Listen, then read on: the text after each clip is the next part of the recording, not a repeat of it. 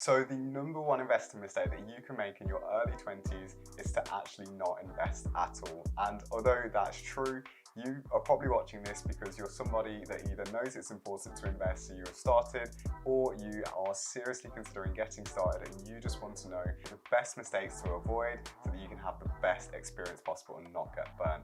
Now, with that being said, we've got 5 key points that we're going to be discussing here today, and I know exactly where you're coming from because I myself am a 23-year-old investor.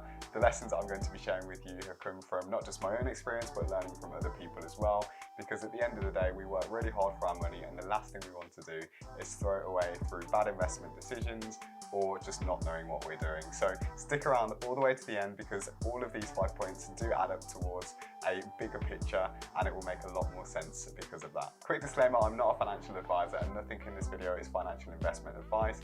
It's purely for entertainment and educational purposes only. If you'd love to see more content like this from a UK perspective about investing in the stock market and cryptocurrencies, then be sure to subscribe to the channel for more content just like this and turn on notifications so you never miss a video. So the very first mistake that you can make when you're investing out as a beginner is by not actually having a plan, not having a goal that you're working towards. And this is incredibly important because when you've got a goal in mind, it allows you to actually make a plan so that you're able to organize your strategy for investing to meet your objectives. So for example, if we look at 2 different scenarios, if you're actually investing to save for retirement versus investing to save for a house, then the way that you're going to go about your investments may be completely different. And the reason for that is because if you're looking to, for example, invest for retirement, then that might be something that you're looking out 20, 30, 40 years ahead from now. So you're much more likely to go for longer term investments and you're not going to worry as much about the fluctuations in price if you're planning to hold them for decades, for example. On the other hand, if you're planning to save for a house and maybe that horizon of time is like 2 to 5 years, then maybe you want to go about your investing plan in a much more safer way. So you're looking at shorter term investments that are a lot less risky and more stable in the way that they are. So always have a plan, and just remember to make sure that plan is specific for you. What are your goals? Write them down. What is it that you want to achieve in the short, medium or long term? And that way you can start looking at investments that will help you reach those goals that much faster. The second mistake to avoid when you're starting out investing is actually not focusing on what matters most.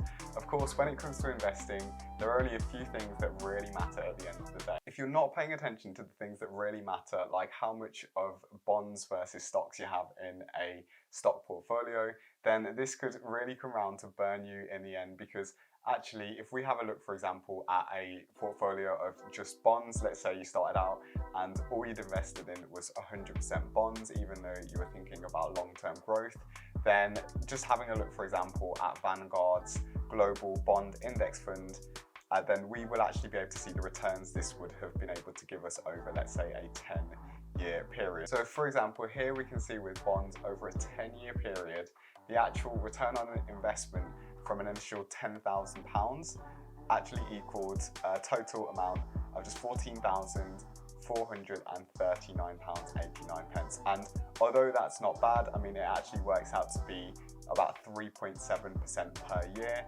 It's actually not as much as you could have had if you just had, for example, a 100% stock portfolio, because over the long term, studies have shown that stocks consistently outperform bonds. And if you had a goal to maximize your returns from investing in the stock market and you focus purely on bonds, then you can see that you would have missed out a lot of potential profits.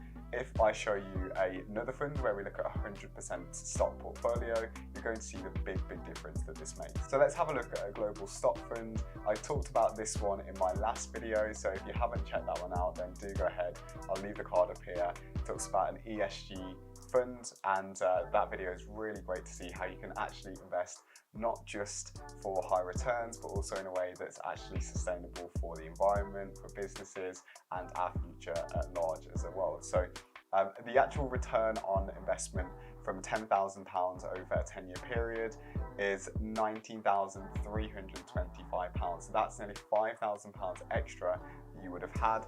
Actually, when calculating the annual rate of return, it actually equals over 13%, so nearly 10 more you would have made on a 100% stock portfolio than you would on a 100% bond portfolio. So key point, focus on what matters and really make sure that your portfolio is geared towards helping you actually achieve the goals that you want. And this takes research, but that research you can see actually will pay off in the long term. The markets are always going to be uncertain, so it's really key just to focus on the elements that are within our control.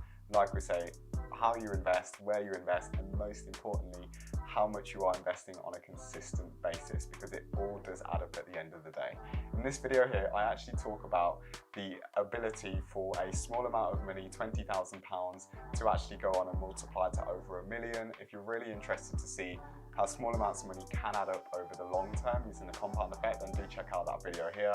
And as you can probably tell, guys, there's a lot of valuable content on this channel, so if you've appreciated what you've learned so far, then do go ahead, give the video a like and subscribe for more content like this. This mistake is all about actually not diversifying enough. If you put all your money, for example, into one stock, if that company does it really badly or something that you could never have expected, remember, the world of investing, it is risky, it is uncertain, nobody knows what's going to happen, then it has the potential to actually ruin you completely as well if that stock goes to zero. Rather than investing in just one stock, we can invest in funds, and index funds that track the market, for example, are a great way to do this. They are very, very low cost, and they also allow you, just by investing in one fund, to have access to thousands.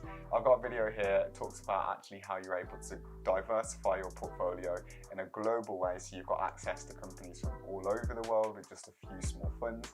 And this is a great way to be able to reduce your risk, and if you want to see how it does that, then do make sure to check out the video up here. When you have lots of different stocks in a fund, if one thing happens to that one company, like Tesla, it doesn't matter because you've got all these other companies to make up for it. So the fourth investing mistake to avoid in your 20s is paying too much for costs. There's something that you should know, and when you come to investing in funds, for example, or different platforms, these platforms and these funds may have fees, and most of these platforms will have fees to some degree. This is how they make their money, of course.